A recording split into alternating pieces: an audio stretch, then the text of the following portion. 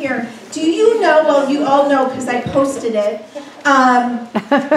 she is one of the top sellers of knives in our company. Wow. I did not know this, just so you know. How did you find that out?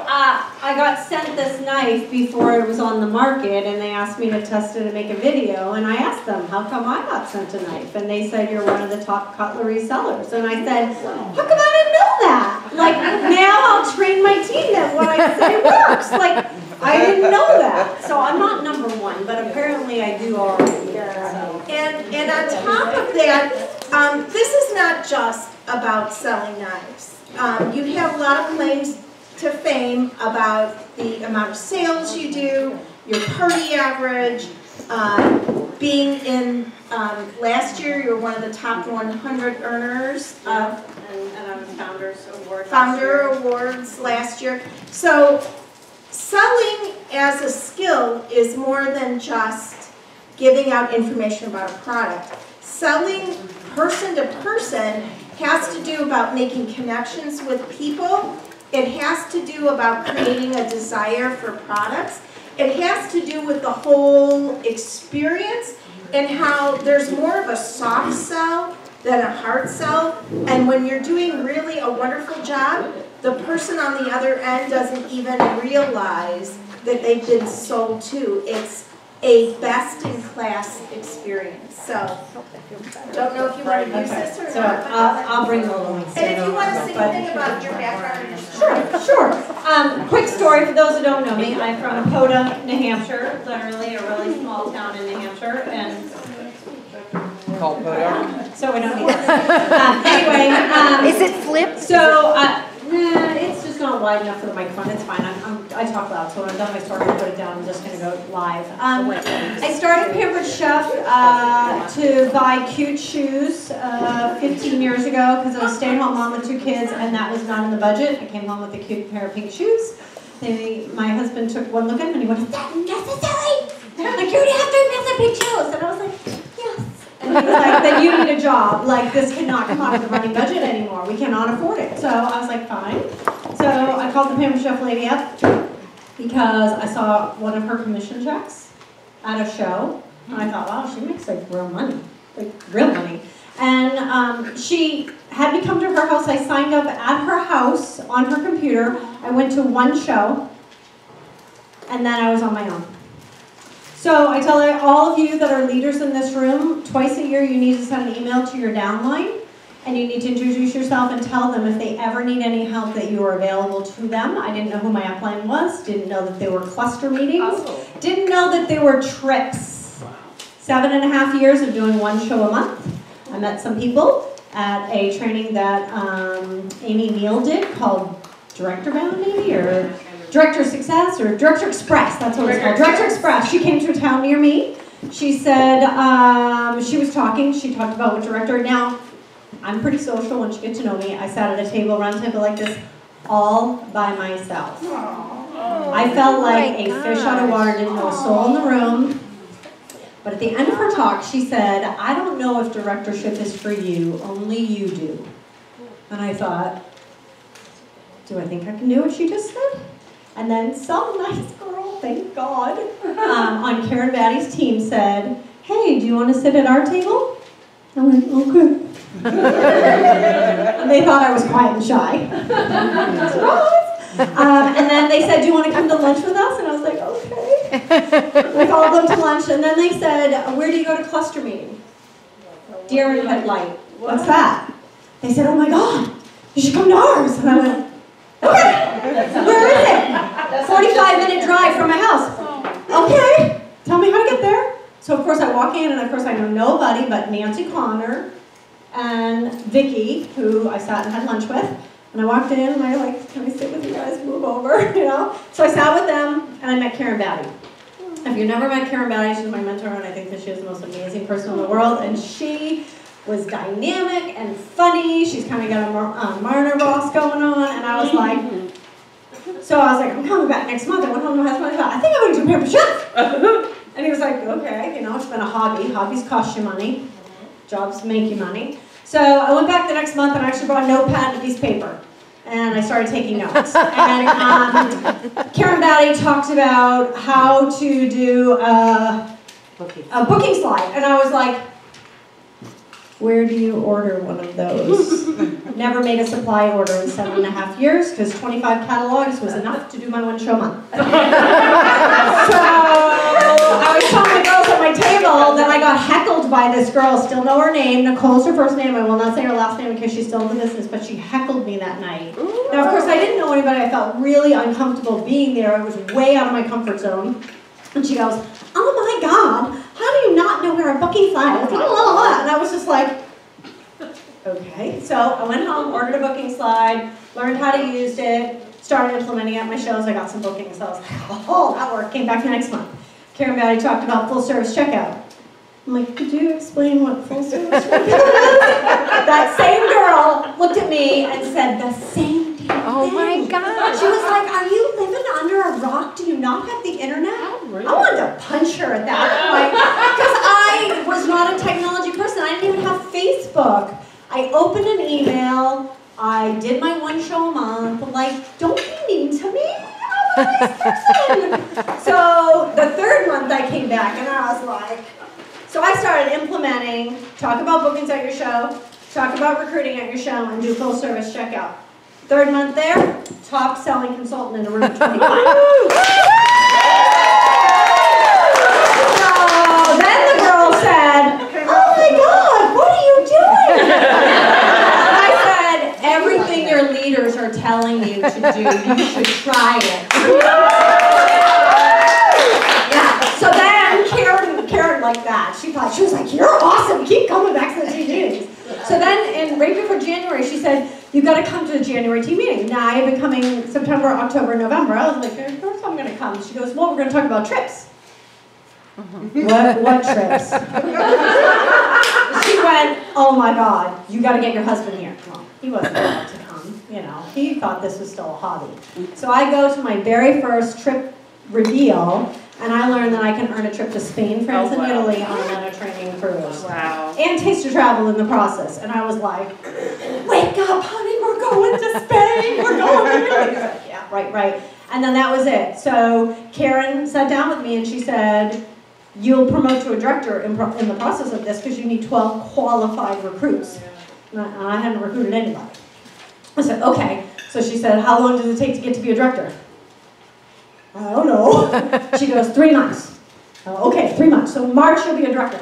Okay, March I was a director. Darn it if they didn't have fast track back then. Right? Wow. And then I just kept going. I was just like, I got promoted, I went out to the home office and they made us draw those bullseyes. And they said, write your bullseye in the center. And I was like, Italy. And they were like, well, if you don't hit it, I'm like, no, that's not an option, Italy. And they were like, well, no, Italy. Like, I am going. I will die trying. I'm going. And so I went from a consultant that didn't know how to book, didn't know how to recruit, didn't know what full service checkout was, didn't know how to do an online order, to being one of 125 people to earn Spain, France, and Italy. I share that because we have highs and lows, and I was sharing at my table too, just like Allison Levine said, sometimes we go back to base camp. And I feel like I've been at base camp for a little bit, and it was really discouraging, and Judy hit on it when she said comparison. I think I allowed comparison to deflate me. That won't happen again. So, anyway, so in the process of that, I am figuring my way out on how to come back out of that. You know, like last year, I was Founders Award, 25 or more recruits, amazing sales, and this is the first year ever that I have not hit the tippity top trip. I did not hit, like, last year I was top 100, I was probably in the top 25 or 27, and I just assumed it would happen and I didn't track it because I've hit it every year. And then I didn't pay attention because I was working with my team, which is all good because I promoted some directors and all. Yay. You know, and the focus came off of me, which I really needed, so like, it's okay. Good stuff is happening, but Judy hit on 2 things already today that has been worth the price of flying here. Was I need to look at myself and figure out what are my issues. Because I need to be an executive director in Paris. And if I don't make it to Paris, I'm going to be darn close. So I'm going to die trying. So. Anywho, so now what I'm going to do is, when Patty and Marie said, hey, what do you do? And I'm like, well, I guess I'm kind of good at knives. So I didn't know that before. But I said, I think what I'm good at, other than out and about, but I knew Laura was going to be here. Other than doing out and about, I think I really have fun at my shows and I enjoy myself because people all the time say, I have been to so many Pampered Chef shows and I have had so much fun at yours. So I think what makes it fun is that I don't take myself all that seriously because I really don't know how to cook. All right? I hate to cook. So that makes this whole thing a show. It's kind of fun. You don't have to be, and I say that all the time, you do not have to be a good cook to be in the top 10% of the company. You don't, trust me. So you can parrot what other people say. I literally used Karen Batty's words for the longest time, pretending I was Karen Batty until I had stories of my own to tell. So like if you don't have a story, still on, I don't care, nobody's gonna know, right? So I'm just gonna go into show mode, but then I'm gonna tell you why I say some of the things that I say, okay? So I'm gonna shut this. There's no, oh yeah, I'm gonna shut that off. Get you hold it, there you go, all right. So, at my shows, we're going to go in and out of show mode. I'll be like, all right, how many of you guys have professional knives out here? Raise your hand. Now, y'all know you do this because this is teacher mode. Then you get engagement. People will actually engage with you. So, some people usually raise their hand. And I'm like, awesome. What do you have? Wusthoffs? Hinkles? Cutco? What do you have? A lot of times you'll hear Cutco. A couple people will have a Wusthoff, which is a really nice knife. But most people will have Hinkles, and I'll go, well, how many men do you have standing on your knife? And they all go, oh yeah, like you got a little native guy, right? How many do you have? 1, 2, 3, 4, 5? Because you got to be 3 or more to be in the professional range. And they're like, oh, I don't know. I'm like, that's right. You go home and you check it out on your knife anyway. So immediately I am defining professional from non-professional knives. And then I ask the people in the room, so, oh my God, you have Wusthoffs. Don't you just love them? Tell everybody why a professional, now I'm telling her, you tell everyone why a professional knife is, oh my God, knives are great, they cut everything, I wouldn't live without them. Your peers selling to peers weighs more than the salesperson selling to peers. If you can get your audience to talk to each other about what they love, you will sell more of it. I sold 7 mandolins at a show that I never talked about or touched a mandolin, because the hostess did. So get them talking amongst themselves. I had a marketing lady at my shows about 8 years ago or 7 years ago when I started full-time say, oh my God, that was brilliant. I go, it's because I don't know what I'm talking about. You all talk about yourselves. I joked, I do know, but I pretend like it's no big deal and that I don't know. Why do I do that? Because I want to make it look easy. I want recruits out there to think, oh my God, I can do better than her. Right? That's what you want them to feel like, is that because Judy or somebody else said, if somebody says, oh my God, that is the best show, I could never do what you do. That is the kiss of death. And I was hearing that. And when I heard that, they said, start pointing out your mistakes. So I point my mistakes out so much so that at my show, I hand out a recipe reader, a guest special announcer, a host special announcer, and a new recruiting promotion in a page protector, right?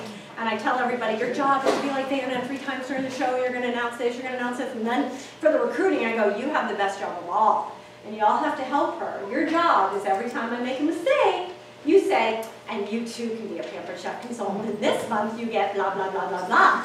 I said, you all have to pay attention. And one girl goes, well, how do we know if we make a mistake? I go, oh, honey, it's pretty obvious. Food hits the floor. I forget the cheese and the great ingredients. I call it tomato with strawberry. It's pretty obvious. I don't think you'll miss one. And I haven't made a show where nobody's hyped up. I said, and I had one girl that slammed it down. She's like, I'm done. So trust me, you'll find the mistakes. I make a big deal at my show about that before I go into my knowledge about the products or anything else, because I want the people out there to know, like, it's okay if you mess up. It's okay if you don't know everything. And then I start. So after I've asked about the knives, I say, all right, so those of you that have professional knives, you know the value of a good tool. We all have power tools in our homes. Some have screwdrivers, some have power drills. They do the same job, one does it faster and easier, and that's what a professional knife will do. Let me tell you about what Pampered Chef has come out with. Now, Pampered Chef came out with a whole new line of knives this last year. They have upgraded the grade of the steel. We have German steel. It was German before, but it's a nicer grade, and they've even come out with this beautiful pocket wood.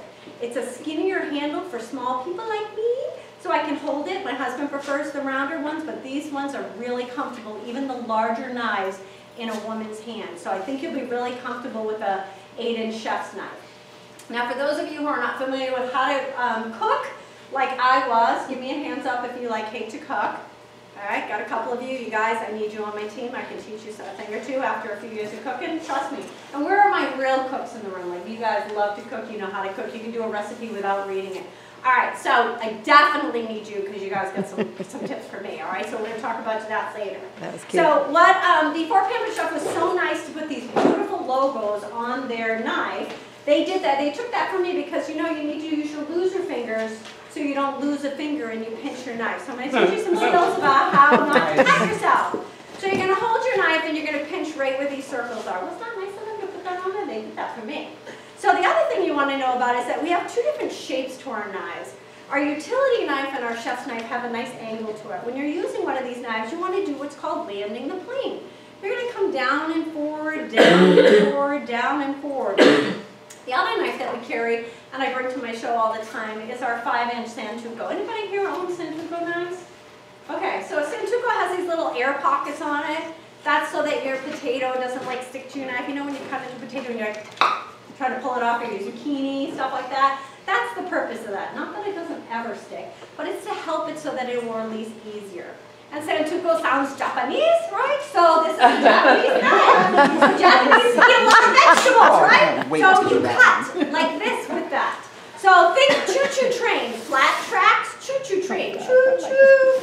Round knife, land the plane, okay? So this is how we cut. So I told you all before at the beginning of the show that I'm Sue Moulton. I've been doing this 15 years and I learned to cook because the ECYF would have taken my kids away from me if I didn't feed them 3 times a day. So I figured out how to cook so I could keep my kids. I like them, they eat, I now know how to cook. So I'm telling you, those girls that didn't know how to cook, you need to be on my team because come to Pampered Chef Consultant, you'll learn to cook. So I'm going to give you some tips. Now I'm not really good with the whole bend your fingers and all that. I just keep them the heck out of the way, so you guys can do that too. So, right? You should lose a finger, pinch the knife, and come down to your zucchini, cucumber, whatever you're cutting. What's important to know when you are cutting something like that is that a sharp knife is the safest knife to have. It's when you are cutting, sawing, and pushing hard that you're going to hurt yourself. And you'll hear me a few times during this show talk about safety tips, things that are super important, and you'll know they're important because I'm going to repeat myself. So what's important when you're cutting, other than keeping your fingers out of the way, is when you are cutting and you're coming down and forward, you're letting the knife do the work, you're letting the knife slide. Now, how many of you guys have a honing tool at home? Anybody have a honing tool? Okay. A lot of people don't know what a honing tool is. Do you know that honing and sharpening are not the same thing? So you sharpen a professional blade, and by the way, this one won an award this year for being first in class. Start sharper, stay sharper. So our chef's knife is really an award-winning knife. So what's important about sharpening and honing? You only have to sharpen a professional knife every 2 years. You need to hone a knife every week because when you use a knife, it'll bend in one direction or another, or it'll get these little barbs on it. And if you don't hone it, you're going to get chips in it. Now, my best friend, she takes really good care of her product. She had these little chips out of her knife. And I was like, oh my gosh, Mary Beth, what are you hacking with it? You're chopping a tree down? Like, why do you have those? And she's like, I hand wash them like you told me. I'm doing everything you told me to do. So I asked my friend Frielle, who's a chef, and she goes, oh, that's called shaling. She's not honing her knife. Little pieces of the metal are going to fall off if you don't hone your knife regularly. I was like, I'm going to start honing my knives, right? So what's a honer? It's a little V, it's a little ceramic V. We sell them on page blah, blah, blah. First person to find what page that's on, shout it out to get extra tickets into my door prize. And all you do is you drag it end to tip, end to tip, end to tip 4 times. You're good for the week. All right? So remember, let's go back to our landing the plane. You're going to come down and forward, but did you know, here's the fun part, you don't look like Rachel Ray. You keep the tip on the board and you take celery or something else, and then you feed it in with your safe hand, and then you do that down and forward, down and forward. I'm like, that's how they do it. They just go forward, down and forward, but they keep the tip on the board, and then you look like Rachel Ray. I'm like, who knew that you could be a professional chef and not really know what you're doing? So now you all know. So you need this chef's knife. That was the one that I actually would recommend, or the Santuco, depending upon what you're cutting, but I think both you need it. So I'm going to tell you a quick story. I posted on Facebook last year a picture of a compound bow and a rifle. My husband didn't find this post on Facebook very funny, but I thought it was hysterical because it was accurate. The cost of the compound bow and the rifle that he had recently purchased for hunting. Now, nobody knew that he did that but me. Then I did a professional knife and a professional pan. Now, ladies, how often do you use your knives and your pans? Every day, sometimes multiple times a day. How often do you think my husband hunts with his compound bow? Yep. Maybe a week, once a year. And if he's lucky, he'll take his rifle out for 2 weeks, once a year. You may have a power drill in your basement. Maybe you have an orbital sander, $125 orbital sander. Orbital sanders are really good for getting into the cracks of the door, right? To anybody else? And you're seeing head nods at your show. That orbital sander worked fabulous for that door. My husband knew he needed the right tool for the right job, and it has been sitting for 14 years in my basement. This knife will not sit in your basement. Why do you not invest in the tools that you need to do your job as the main cook in your home? Our job as Pampered Chef Consultants, and you as the main chef in your home, whether you hate to cook or whether you like to cook, those like to cook, is to bring your families back together at the table. So take some time, talk to the friends that are here that own the professional knives, and they will attest to what I am telling you. Investing in a quality tool, you will thank yourself. And now we're going to go and talk about our professional cookware, because in my opinion, that is the best product that I have in my catalog to sell you. So I talked about recruiting. I need the non-cooks. I need the cooks. Why do I need you? Because I can teach you to cook. Because you need to give value to me and my team. Because you have, we all have something to share, right? I talk about I give the women permission to buy, and I tell them why they have permission. Because usually they're thinking, oh, I have to go talk to my husband. He's going to kill me if I buy this knife. That's why I tell my host, oh my God, get the men in the room. Because as soon as I talk about a power tool, they're like, we need that, we need that. Like the women are like, oh, I don't know. Give them permission to buy, all right, during your show so that they understand that it is a value tool. I just want to make sure I'm hitting on some of my notes here. I get off track easily. Okay, so I explain why I love to cook, hate to cook, bring people around the table. Oh, I do a tip here. I know that we have a scoop loop. Sorry, I don't use my scoop loop. But I do this tip, and I get the biggest wows out of people all the time. I'm always cutting a bell pepper at every show, right? There's a bell pepper. And I would say, how many of you guys cut around the seed ball on a bell pepper? And 98% of the hands go up. And I go, I'm going to teach you something new. Flip your bell pepper upside down, cut it halfway through, stick your thumbs in it, pull it apart. The seed ball's on one half, you can stick your thumb right in there and pull it all off. You have none of the top of the stuff. Only the seed balls are out. Say that again. Sure. Take a bell pepper, turn it upside down, cut it halfway through. Stick your, just cut down it a little bit so you can stick your thumbs in about halfway down. And crack it open. The seed ball will end up on one half or the other. Take your thumb really close to the top of the seed ball and just crack forward. And it'll crack the whole seed ball out with none of the top. The whole top is there, and then I stick it on the quick slice, and people are like, oh! And then you tell them, and by the way, just like an avocado seed, you store your avocado with your guacamole to keep it from turning brown. You keep your seeds with the half that you are not using. If you're not using your whole bell pepper, it'll keep it from getting slimy longer. And people are like, I didn't know that. Guess what? I don't cook people. My husband used to, when I first started doing Pampered Chef, my kids would go, is that for a show or can we eat it? No joke. They would ask that all the time because I don't like to cook. So I cooked because I like the job and I like kitchen gadgets. That's kind of oxymoron, but that I like the job. And so I know I hear all these people say they're passionate about cooking and all that. I'm passionate about owning my own business. And I really love Pampered Chef's vision. I really love what they have done as a corporation, and so that is why I'm behind Pampered Chef. But I like being a business owner, and I like this business. I have learned to cook as a byproduct of this, and thank God my husband is very happy about that. So teaching these cooking tips are not because I learned them along the way. It's because I stole them from one of you all, and I'm sorry if you don't get credit for that because I can't remember who told me. I can't remember people's names after today. So again, it doesn't have to be original. You can Google cooking tips. Laura Anticol was at a retreat I was at last year, and she taught a thing about an onion, how to cut an onion so you don't cry. That is like life-changing. So find a few tips that you give at your shows to bring value so that when people leave, they're like, oh my God, I learned so much at your show. I'm not just telling them this knife is great, but I'm showing them it's great, I'm giving them permission to have it in their own kitchen, and then I'm showing them why and how to use it to make it easier for them. That is it. Power tools get the job done faster and easier. Yep, all right, I did well. I stayed on track. Oh my gosh. You are amazing. Anybody have any questions about what I said or did? How do you cut onions? Okay, so I'm so glad you said that. There are 2 onions in the United States. I'll have to Google which ones they don't make you cry, but all others, the roots of the onion is where it picks up the sulfates from the earth, okay, which is what makes you cry.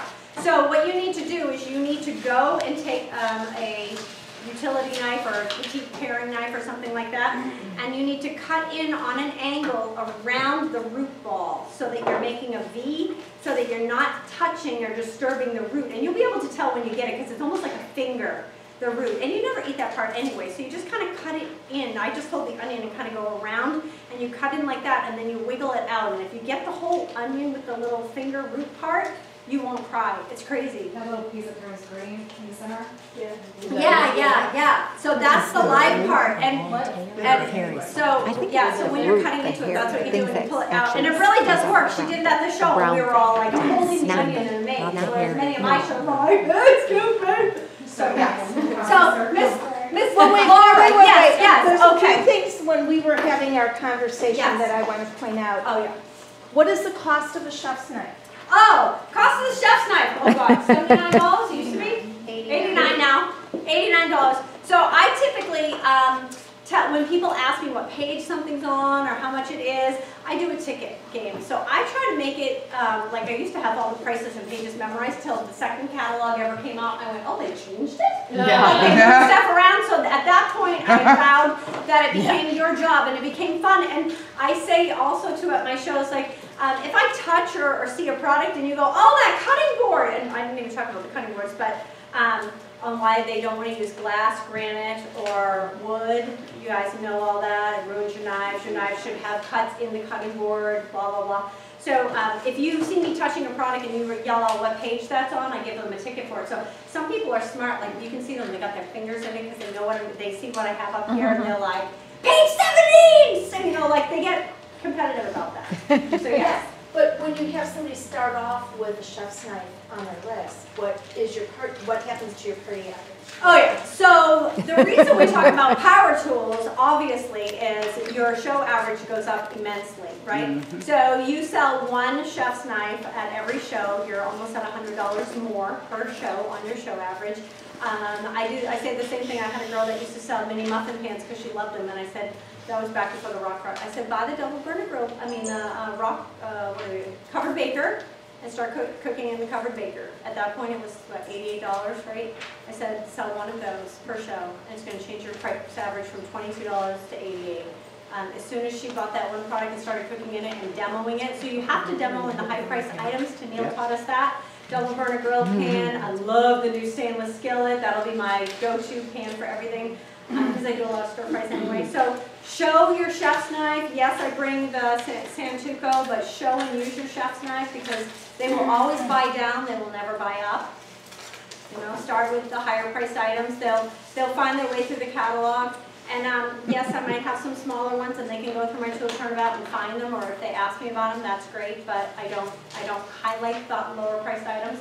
And I also do plugs like, you know, I talk to the hostess, and if it's on her wish list or whatever, and I'll say, you know, Tammy here is going to get this as one of her half-price items, but she's not going to just get 1. She wants the entire knife block set.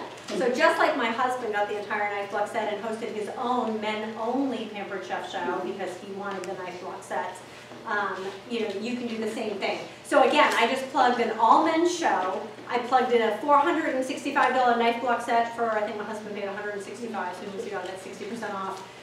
But it's those intentional statements during your show that are like, when they think, oh, I can't afford that. Oh, I can get it at half price. Oh, I can get it for free, like Tammy's getting it for free. Anything else in there? Yeah, it was just, the slip little. Yeah, so you got it, you add them in. So we're talking bookings and recruitings during your show. And it's, I mean, Tennille can do her spiel on the double burner grill pan in her sleep. I can do my out and about in my sleep, same thing about a knife. So find 2 products before you leave here this weekend. This is your homework from Sue. Find 2 products in the catalog that are $100 or more. And find somebody who sells that really well. And just write down what they say, record it on your phone in your own voice, blah, blah, blah, blah, blah, blah, blah. Okay? And then I want you to listen to it 5 times over this weekend on those 2 items. Because what's going to happen is as you hear your own voice, you're using a different part of your brain. And you're hearing yourself speak those words. Because, you know, if you come to 3 or 4 of my shows, you're going to get really bored because not a heck of a lot changes. And I do that on purpose because you don't have to reinvent the wheel if you've memorized a knife. When you pick up the knife, I know what to say about the knife. I know, you know, this whole thing, I do this at every show, you know? And I had somebody, the test kitchen was at one of my things, and she's like nodding her head, and I go, did I learn that from you on one of your videos? And she's like, yes, you did. I'm like, yeah, like the whole ice cube and the, people are like, oh my God. And then my team actually watches the video and they're like, oh, that was on the home. You think anything is original? No.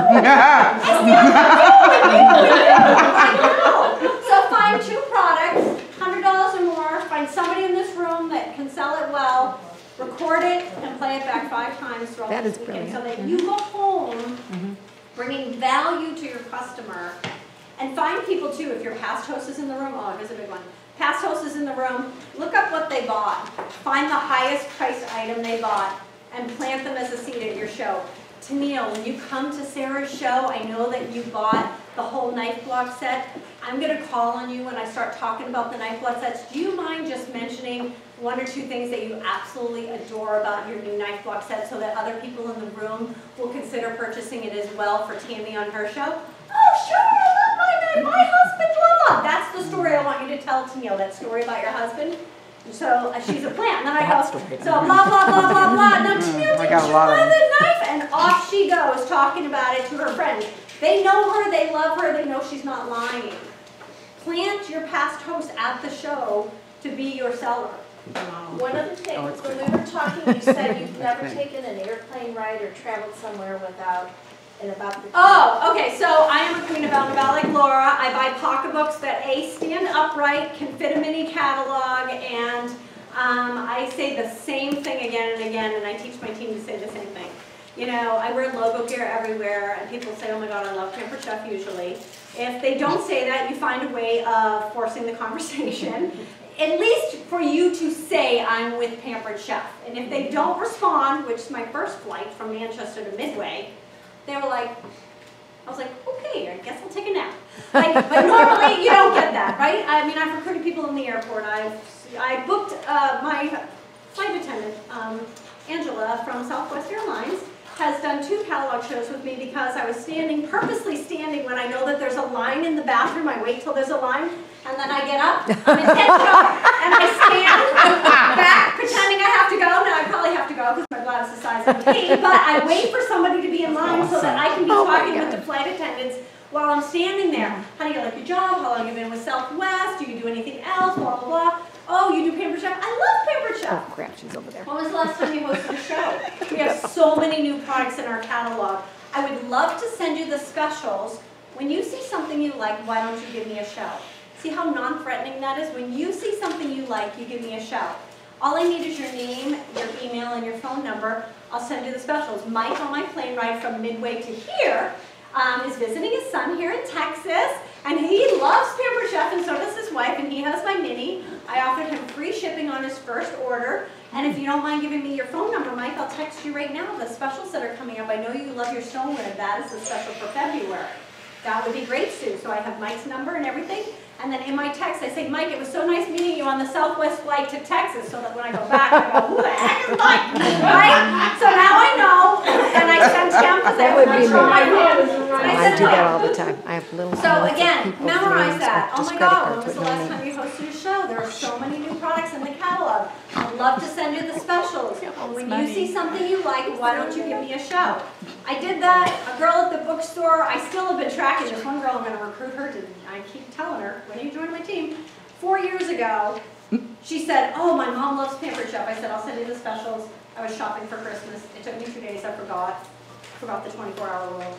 I sent her, dear Chloe, so nice meeting you at the bookstore. Here's the specials. I really love to get you and your mom together for a show. Now, she had all of my contact information on it. No one will ever call you. Once in 15 years, no one will call you. It is your job, you and the camera, it is your job to pick up the phone and call them. So I called her, and she said, oh my God, I've been waiting for your call. 2 days she's had my contact information. She was waiting for me to call to book the show with her. She did a $1,000 show. I've been doing shows for 4 years with this group of friends. $1,000 shows, $500 shows, whatever. But I've been doing shows for 4 years from a girl at the bookstore who was waiting for me to call her. What if I hadn't done my job? Okay? So you can't just pass a catalog out. You got to say, can I send you the specials? When you see something you like, you give me a shout. That's very non-threatening. They don't feel like you're stalking them at all, but we are. We're going to follow up with them 24 to 48 hours, unless it's Christmas time. All right, anything else? Oh my gosh, amazing.